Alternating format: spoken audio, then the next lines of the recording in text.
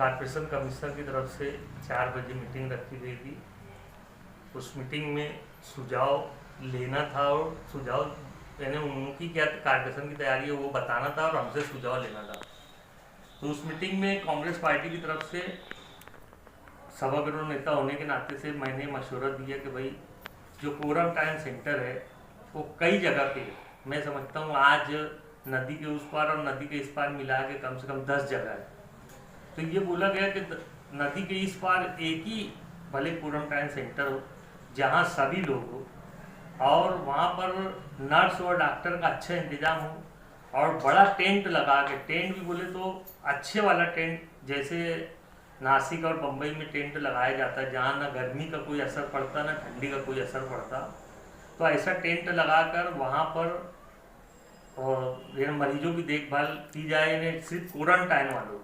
बाकी जो लोग पेशेंट हैं उनके लिए तो अभी जीवन हॉस्पिटल बंद करके दिलावर हॉल और हज हाउस ये दोनों जगह पे चालू किया जा रहा है। 1-2 दिन में वो हो जाएगा। तो कांग्रेस पार्टी की तरफ से हमने ये बात रखी कि भाई बड़ा टेंट लगाकर वहाँ पर सभी इंतजाम करके, और बल्कि उसमें कमिश्नर साहब की तरफ से ऐसा सुझाव आया कि भाई हम मौलवियों को भी वहाँ भेज सकते कि भाई जाके बयान करो, या अगर कोई मुशायरा का अगर बोलता है, कोई शायर बोलता है तो उसको भेजेंगे। ने जो बीमार लोग हैं उनका